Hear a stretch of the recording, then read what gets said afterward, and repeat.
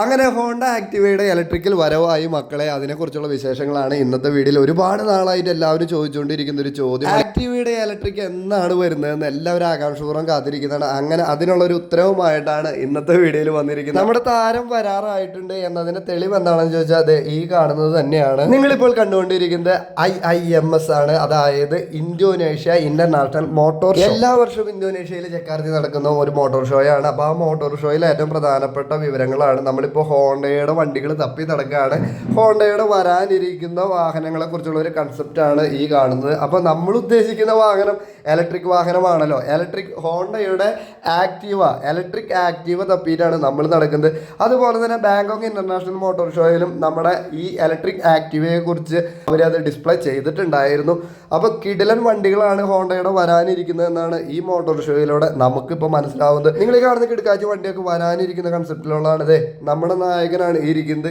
ഇന്ത്യക്കാർ മൊത്തം, പ്രത്യേകിച്ച് ആക്റ്റീവ പ്രേമികളൊക്കെ ഇപ്പോൾ തന്നെ ഇലക്ട്രിക് വണ്ടികളെ ഒരു ചെറിയൊരു അവജ്ഞയോടെ നോക്കിക്കൊണ്ടിരിക്കുന്നവരൊക്കെ തന്നെ ഈ കാണുന്ന വാഹനം ലോഞ്ച് ചെയ്ത് കഴിഞ്ഞ് കഴിഞ്ഞാൽ അവരതിലേക്ക് പതുക്കെ മാറാനുള്ള സാധ്യത കൂടുതലാണ്. കാരണം ആക്റ്റീവ ഒരു ജനപ്രിയ വാഹനമാണെന്ന് എന്ന കാര്യത്തിൽ യാതൊരു തർക്കവുമില്ല.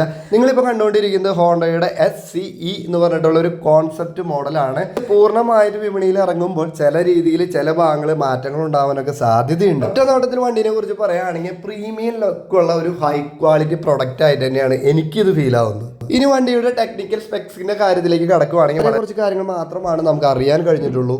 അതിൽ തന്നെ പ്രധാനപ്പെട്ട കാര്യം എന്ന് പറയുന്നത് ഒരേ ഡിസൈനിലുള്ള 2 വേരിയന്റുകളാണ് ഈ ഹോണ്ടയുടെ SCEക്ക് ഉള്ളത്. ഈ 2 വേരിയന്റുകളിലും കാണാനായിട്ട് ഒരുപോലെ തന്നെയാണ്, പ്രത്യേകിച്ച് ഡിസൈനിലൊന്നും മാറ്റാനില്ല. ഇതിന്റെ പ്രധാന മാറ്റം എന്ന് പറയുന്നത് തന്നെ അതിന്റെ ബാറ്ററി പാക്കപ്പുകളിൽ തന്നെയാണ്. ഒന്നാമത്തെ വേരിയന്റിൽ നമ്മൾ കാണുന്ന പ്രത്യേകത എന്ന് പറയുന്നത് 1.3 kWh ലിഥിയം അയൺ ബാറ്ററിയാണ്. അത് ഒരെണ്ണമാണ് അതിൻ്റെ ഉള്ളിലുള്ളത്. സെക്കൻഡ് വേരിയന്റിൽ വരുന്നത് അങ്ങനത്തെ 2 ബാറ്ററി, അതായത് 1.3 kWh 2 ബാറ്ററി ഉണ്ടായിരിക്കും. ഇലക്ട്രിക് ആക്റ്റീവയുടെ ബേസ് മോഡലിലാണ് ഒരു ബാറ്ററിയുള്ള ഓപ്ഷൻ വരുന്നത്. ആ ഓപ്ഷനിലാണെങ്കിൽ നിങ്ങൾക്ക് ധാരാളം ബൂട്ട് സ്പേസ് ലഭിക്കും.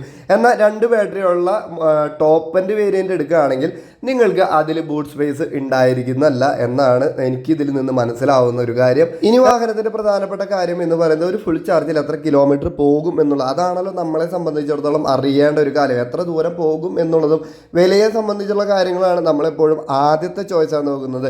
എന്നാൽ ഇതിന്റെ ദൂരം സംബന്ധിച്ച കാര്യം പറയുന്നത് ഒരൊറ്റ ഫുൾ ചാർജിൽ ടോപ്പ് വേരിയന്റ്, അതായത് 2 ബാറ്ററിയുള്ള വേരിയന്റിൽ മാക്സിമം പോകാൻ കഴിയുന്നത് 100 കിലോമീറ്റർ എന്നാണ് കമ്പനി പറയുന്നത്. അങ്ങനെയാണെങ്കിൽ ഒരെണ്ണം മാത്രമുള്ളതിൽ 50 കിലോമീറ്റർ ആയിരിക്കും യാത്ര ചെയ്യാൻ കഴിയുക ഒറ്റ ഫുൾ ചാർജിൽ.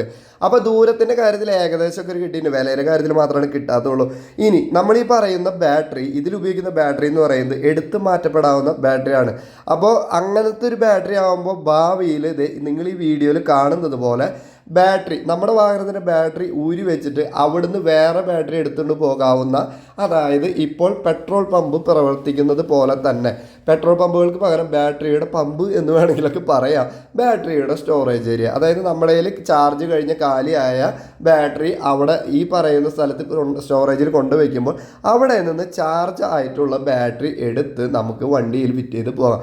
അങ്ങനെയാണെങ്കിൽ നമ്മളെ സംബന്ധിച്ചിടത്തോളം നമ്മളായിരിക്കുന്ന സ്ഥലത്ത് ഈ കാശ്മീർ വരെ പോകാൻ കഴിയും. ഭാവിയിൽ സംഭവിക്കാൻ പോകുന്ന കാര്യമാണ്, ഇതൊന്നും പെട്ടെന്ന് സംഭവിക്കാൻ പോകുന്ന കാര്യങ്ങളൊന്നല്ല. അങ്ങനെയാണെങ്കിൽ ദീർഘദൂര യാത്രകളൊക്കെ വളരെ ഈസി ആയിരിക്കും. ഇത്തരം മോഡലുകളൊക്കെ നന്നായിട്ട് പ്രചാരത്തിൽ വരും എന്ന് തന്നെയാണ് എനിക്ക് തോന്നുന്നത്. മിഡ് ബെൽറ്റ് ഡ്രൈവ് മോട്ടറാണ് ഈ വാഹനം എന്നാണ് നിലവിൽ അറിഞ്ഞിരിക്കുന്ന ഒരു വിവരം. എന്നാൽ മോട്ടറിൻ്റെ കപ്പാസിറ്റി, പവർ അതിനെക്കുറിച്ചൊന്നും കൂടുതൽ അറിയില്ല. പിന്നെ ഉള്ള വേഗതയെ കുറിച്ചിട്ടാണ്, മണിക്കൂറിൽ 70 കിലോമീറ്റർ വേഗതയാണ് ഈ വാഹനത്തിന് കൈവരിക്കാൻ കഴിയുക എന്നാണ് കമ്പനി ഇതുവരെ പറഞ്ഞിട്ടുള്ളത്. ഇനി നമുക്കറിയാനുള്ളത് ഈ വാഹനത്തിൻ്റെ വിലയെ കുറിച്ചിട്ടാണ്. എന്നാൽ വിലയെക്കുറിച്ച് കൂടുതൽ കാര്യങ്ങളൊന്നും കമ്പനി ഇതുവരെ പുറത്തു വിട്ടിട്ടില്ല. എങ്കിലും നമ്മൾ വിചാരിക്കുന്നത് ഹോണ്ട ആക്റ്റീവ ഇലക്ട്രിക്കിൻ്റെ SCE എന്ന് പറയുന്ന ടോപ്പ് വേരിയൻറ്റിന് ഏകദേശം 1.5 ലക്ഷത്തിലധികം വില പ്രതീക്ഷിക്കുന്നുണ്ട്. അപ്പോൾ വില ഏകദേശം 1.5 ലക്ഷവും മൈലേജ് ഏകദേശം 100ഉം അതുപോലെ ടോപ്പ് സ്പീഡ് 70 കിലോമീറ്ററൊക്കെ ആകുമ്പോൾ നിലവിലുള്ള ഈ ഒല, ഏതർ, iQube എന്നീ കാറ്റഗറിയുമായി മത്സരിക്കുമ്പോൾ എന്താവും സ്ഥിതി എന്നൊക്കെ നമ്മൾ കണ്ടറിയേണ്ടിയിരിക്കുന്നു. കാരണം ഈ വിലയിൽ ഇതിൽ കൂടുതൽ സ്പീഡും കാര്യങ്ങളൊക്കെ നമുക്ക് കിട്ടും. എങ്കിലും ആക്റ്റീവ എന്നുള്ളൊരു ബ്രാൻഡ് നെയിം ജനഹൃദയങ്ങളിൽ എത്രമാത്രം സ്വാധീനം ചെലുത്തിയിട്ടുണ്ട് എന്നുള്ള കാര്യം നമുക്ക് എല്ലാവർക്കും അറിയുന്നതാണ്.